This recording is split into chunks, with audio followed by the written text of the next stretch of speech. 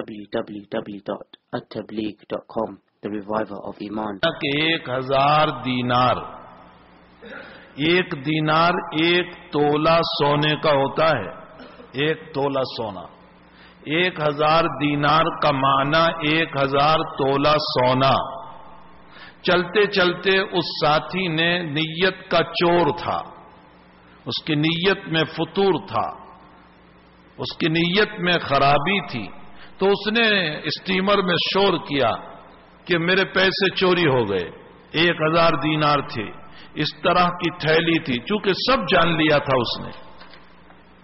اب پانی جہاز میں کون آ سکتا ہے؟ وہ تو سمندر کے بیچ میں ہے. تو کپتان نے سب کی تلاشی لی، بخاری کی بھی تلاشی لی، لیکن نہیں ملا. پیسے نہیں ملے. اسٹیمر اپنے مقام پر پہنچ گئی جہاں پورٹ پر اس کو پہنچنا تھا. اب وہ دوست امام بخاری سے پوچھ رہا ہے، محمد ابن اسماعیل سے. امام بخاری کا نام محمد ہے اور آپ کے والد صاحب کا نام اسماعیل ہے، اور آپ نسباً مذہب کے اعتبار سے دیکھو تو آپ کی 4تھی 5ویں پشت میں آپ کے دادا پردادا مجوس اور آتش پرست تھے، آپ کے پجاری تھے، اور وہ پھر ایمان لائے تھے یمان جوفی کے ہاتھ پر. یہ آپ کے پردادا کے مسائل تھے. اللہ جب چاہتا ہے تو غیر مسلم اور کافر کو ہدایت دے کر اس کی نسل سے بخاری جیسا امام پیدا کر دیتا ہے. اللہ تعالیٰ اپنے دین کی حفاظت کرنے پر جب آتا ہے، ولید کے بیٹے خالد کو، جو انتہائی نبی کا دشمن، لیکن اللہ اسے بھی ہدایت دے کر نبی کی زبان پر سیف اللہ بنا دیتا ہے. اور فاروق کے بیٹے عمر کو، خطاب کے بیٹے عمر کو، جو نبی کا انتہائی دشمن اور قتل کے ارادے سے چلا تھا، لیکن بجائے قتل کے ارادے کے اللہ تعالیٰ ہدایت دے کر نبی کے قدموں میں پہنچا کر عمر فاروق کو فاروق بنا دیتا ہے. یہ اللہ تعالیٰ کے مسائل ہیں. اللہ جب ہدایت دینے پر آتا ہے، اسی لیے ہمیں کسی کے باب میں بدچلن ہو تو ہمیں اس کے باب میں یہ نہیں سوچنا چاہیے کہ یہ جنت میں کیسے جائے گا. کیا معلوم اسے توبہ کروا کے اللہ جنت میں لے جائیں اور مجھے غیبت کروا کر جہنم میں لے جائیں. تو بہرحال امام بخاری رضی اللہ تعالیٰ عنہ کے پردادا تو مجوس تھے، ایمان لائے. ان کی نسل میں ایسا امام پیدا ہوا کہ آج جب اس کا نام آ جاتا ہے تو سب کی پیشانی جھک جاتی ہے کہ سلام ہو امام بخاری پر. پورٹ پر جب اسٹیمر پہنچی تو وہ ساتھی نے کہا کہ تمہارے پاس 1000 دینار تھے، جس نے شور کیا تھا وہ کہاں چلے گئے؟ جب تلاشی لی تو ملے نہیں. تم نے تو بتایا تھا اور وہ تھیلی تم نے بتائی تھی ہمیں. تو کہا جس وقت تم نے چوری کا شور کیا، میں نے چپکے سے وہ تھیلی 1000 دینار کی، 1000 تولہ سونا کی، میں نے سمندر میں ڈال دی. کہا اتنی بڑی رقم تم نے سمندر میں ڈال دی؟ فرمایا ہاں، میرے نبی کا کلام اس سے زیادہ قیمتی ہے. اگرچہ پیسے میرے تھے، لیکن جب میرے پاس سے وہ تھیلی نکلتی میں ثابت بھی کر دیتا، لیکن شبہ ہو جاتا میرے باپ میں چوری کا، زندگی بھر مجھ سے کوئی حدیث قبول نہ کرتا. میں نے کلام نبوت کے احترام میں، عزت میں بچانے کے لیے اپنے پیسوں کو ڈال دیا سمندر میں. یہ وہ امام بخاری رحمت اللہ علیہ ہے. جب انتقال ہوا ہے آپ کا تو آپ کے حالات میں لکھا، آپ کا انتقال بھی عجیب 29 رمضان کو ہوا. چاند طلوع ہوا عید کا اور یہ چاند غروب ہوا. ہمارے حضرت شیخ رحمت اللہ علیہ نے لکھا ہے، مولانا زکریا صاحب رحمت اللہ علیہ نے، کہ امام بخاری کا انتقال 29 رمضان کو مغرب کے بعد ہوا جب عید کا چاند طلوع ہو گیا تھا. تو حضرت فرماتے ہیں کہ عید کا چاند طلوع ہوا اور حدیث کے امام کا چاند غروب ہوا، اور عید کے دن صبح عید کی نماز کے بعد مقام خرطنگ پر ان کی تدفین ہوئی. میں جب حضرت کی قبر پر گیا تو میں مچل گیا آپ کی قبر پر، اور قبر کو میں نے بوسہ دیا اور میں نے کہا کہ امام تیرا تو دنیا کے اوپر بہت بڑا احسان ہے، بہت بڑا احسان ہے کہ تو نے ایسی کتاب امت کے ہاتھ میں پیش کر دی جس میں انگلی رکھنے کا تو نے موقع نہیں دیا۔ بہرحال میں ان کی قبر پر گیا تو مچل گیا، میں نے بوسہ دیا، میں نے کہا جو مجھے بدعتی کہنے دو۔ بہرحال امام کے دیوانہ بن کر کے میں نے قبر مبارک کو وہاں بیٹھ کر بہت دیر پڑھتا رہا اور قدموں میں بیٹھا رہا، قریباً 1 گھنٹہ میں قرآن کریم کی تلاوت کرتا رہا، اور میں نے کہا تیری حیاتی میں مجھے تیرے سامنے بخاری کا موقع کہاں ملتا، میں بخاری شریف لے گیا تھا، میں نے قبر ہی پر بخاری کی 2 حدیثیں پڑھی، میں نے کہا تیری قبر پر میں حدیثیں پڑھ رہا ہوں۔ بہرحال حضرت امام بخاری رضی اللہ تعالیٰ عنہ بہت بڑی شخصیت، آپ نے اپنی کتاب میں ایک کتاب لکھی ہے بخاری شریف میں، کتاب الرقاق۔ کتاب الرقاق میں وہ حدیثیں آپ نے جمع فرمائی جس سے دل نرم ہوتے ہیں۔ رقاق رقت سے ہیں، جس کا معنی نرمی، جس سے دل نرم ہوتے ہیں، جس سے انسان اللہ کی طرف متوجہ ہوتا ہے، جس سے رونا آتا ہے، جس سے آخرت کی فکر ہو جاتی ہے، جس سے اس کا دل اللہ کو ملنے کو بے چین ہو جاتا ہے، وہ حدیث آپ نے ذکر فرمائی۔ اس عنوان پر ہمارے بہت سارے اکابر نے کتاب لکھی ہے۔ حضرت الامام احمد ابن حنبل رحمت اللہ علیہ نے بھی کتاب لکھی، کتاب الرقاق۔ وقی بن الجراح رحمت اللہ علیہ نے کتاب لکھی، کتاب الرقاق و کتاب الزہد۔ علامہ عبداللہ ابن مبارک رحمت اللہ علیہ نے اسی عنوان پر اور اسی مضمون پر کتاب لکھی، کتاب الرقاق۔ حناد ابن سری نے اسی عنوان پر کتاب لکھی، کتاب الزہد والرقاق۔ تو اس عنوان سے بہت سارے اکابر نے کتابیں لکھی ہے۔ بہرحال امام بخاری رحمت اللہ علیہ نے بھی اپنی بخاری شریف میں کتاب الرقاق کے عنوان سے کتاب لکھی، اور اس میں ان روایتوں کو جمع فرمایا جس سے دل نرم ہوتا ہے، جس سے اللہ سے تعلق پیدا ہوتا ہے، جس سے رونا آتا ہے۔ حضور پاک صلی اللہ علیہ وسلم نے جو آخرت کے ساتھ دل لگانے والی باتیں فرمائی ہیں وہ روایات ذکر فرمائی۔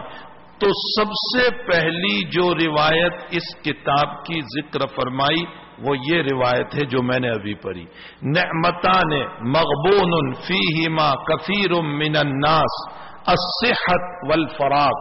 اللہ کے نبی علیہ الصلاۃ والسلام فرماتے ہیں کہ اللہ نے لوگوں کو 2 نعمتیں دی، خوب سن لیں، اللہ نے لوگوں کو 2 نعمتیں دی، لوگ ان دونوں نعمتوں میں دھوکے میں پڑے ہوئے ہیں، ایک تندرستی اور ایک فرصت۔ اللہ کی بہت ساری نعمتیں ہیں، پیدائش سے لے کر مسلسل ہم پر نعمت، جوانی نعمت ہے،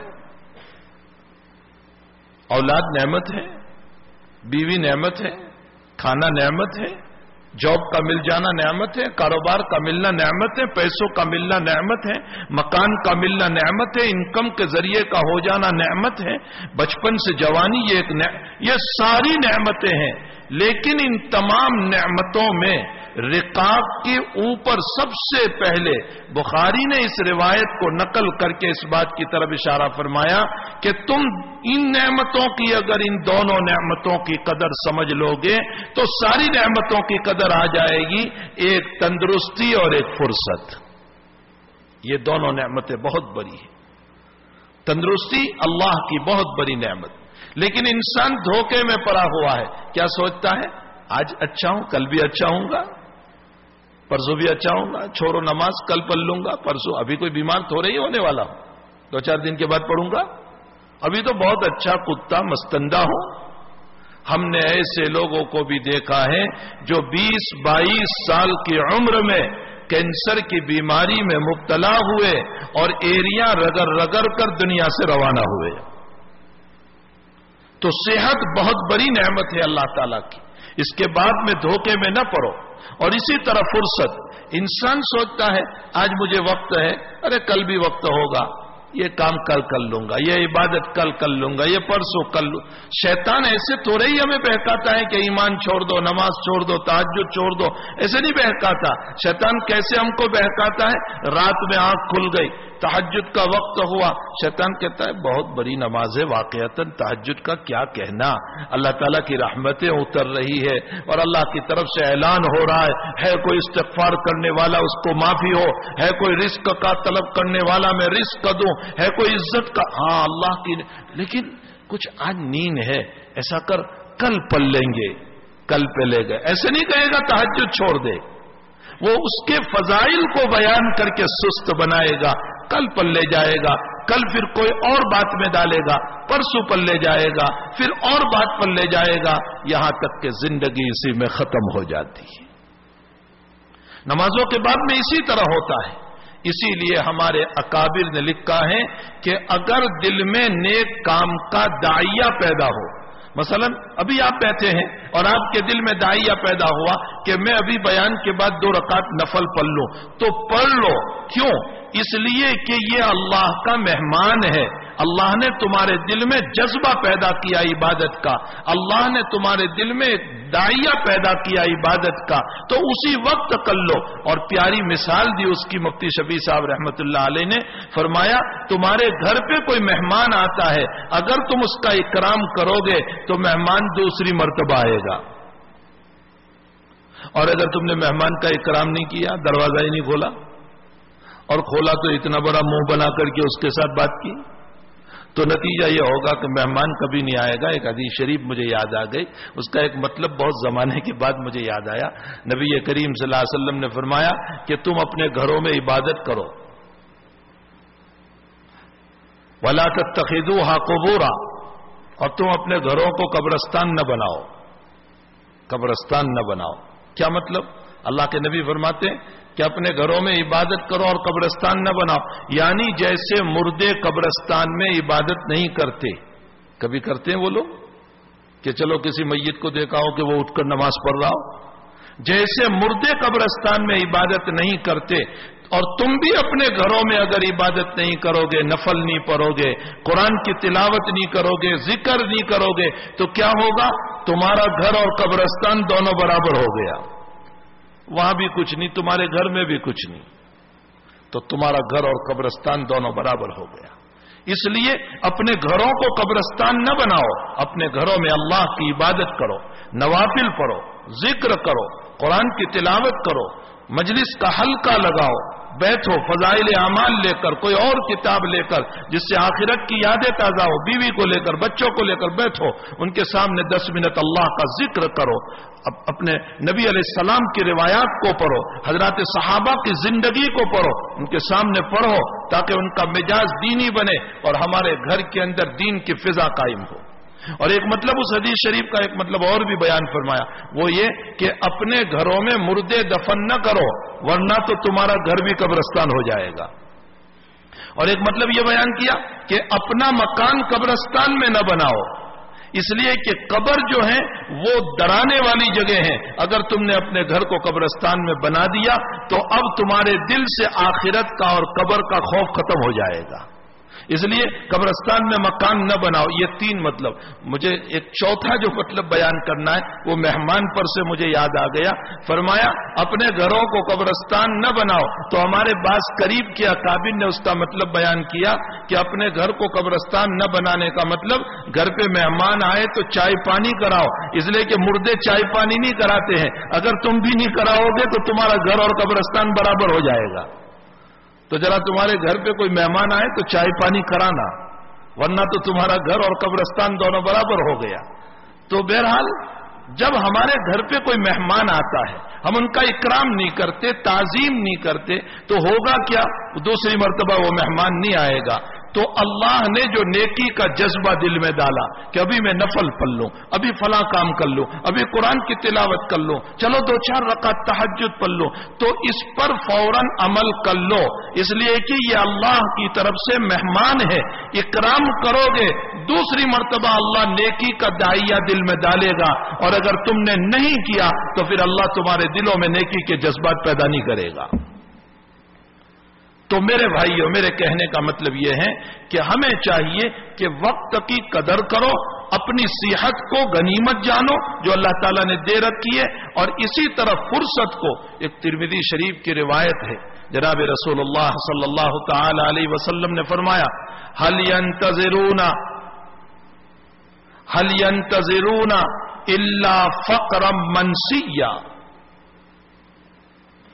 اللہ کے نبی جو الفاظ بول رہے ہیں، هل ينتظرون الا فقرا منسیا او غنى مطغیا او مرضا مفسدا او موتا او حرما مهلكا او موتا مجهزا او الدجال شر غائب ينتظر او الساعة والساعة ادہا وامر.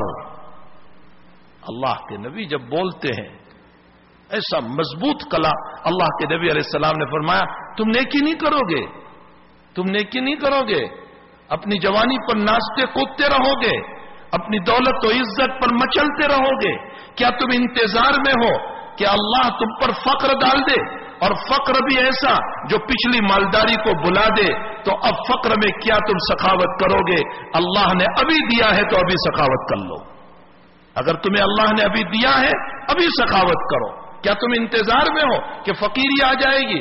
ارے فقیری آئے گی تو ایسی فقیری کے منسیہ تمہاری مالداری کو بھی بلا دے گی اور تم دوسروں کے در کے زکات کے محتاج ہو جاؤ گے. اس سے پہلے تم خود سخاوت کرنے والے بن جاؤ.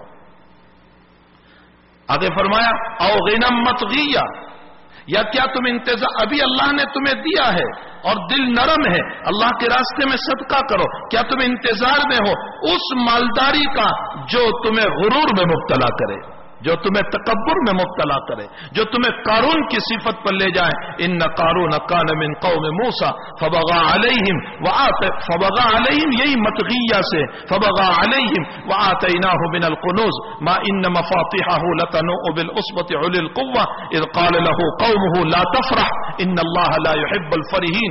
بہت اتراتا تھا میرے پاس تو بہت دولت ہے، بہت دولت ہے، خزانے ہیں میرے پاس. فرمایا لوگوں نے اے قارون نہ اترا، انہ لا یفلح الفرحین، اترانے والوں کو اللہ پسند نہیں کرتا.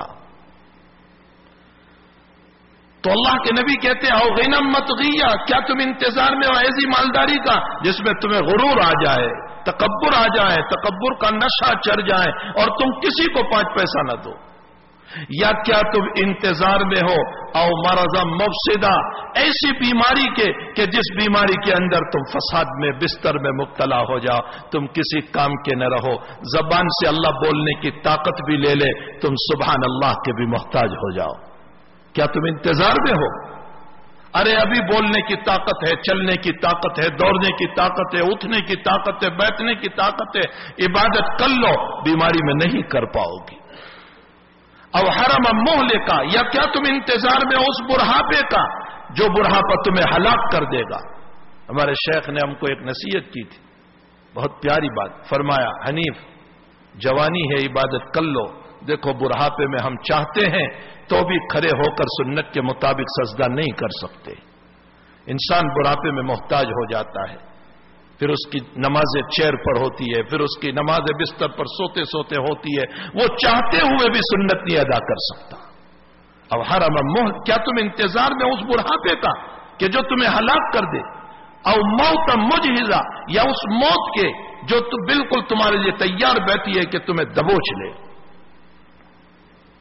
ابھی دجال، یا تم انتظار میں ہو دجال کے جو بہت بڑا شر ہے جو ابھی تمہاری نگاہوں سے غائب ہے، لیکن انتظار میں ہے کہ حکم ملے اور میں دنیا میں نکلوں اور تمہیں تباہ و برباد کروں. اب اسا، یا کیا تم انتظار میں ہو قیامت کے کہ قیامت آئے گی تب عبادت کروں گا؟ ارے قیامت تو وہ وقت ہے کہ جہاں تمہیں 1 منٹ سبحان اللہ کا موقع بھی نہیں دیا جائے گا. اللہ کے نبی اس روایت میں ہم سب کو یہ بتا رہے ہیں کہ ابھی جوانی ہے، ابھی صحت ہے، ابھی تندرستی ہے، ابھی چلتے پھرتے ہیں، ابھی دولت والے ہیں، اللہ کی عبادت کر لو. ایک روایت میں آقا صلی اللہ علیہ وسلم نے فرمایا اغتنم خمسا، 5 چیزوں کو غنیمت سمجھو. یاد رکھو اس روایت کو، 5 چیزوں کو غنیمت سمجھو. نبی علیہ السلام نے فرمایا شبابک قبل حرمک، تیری جوانی کو غنیمت سمجھ بڑھاپے سے پہلے. اللہ نے جو تجھے جوانی دی ہے اس کو غنیمت سمجھ.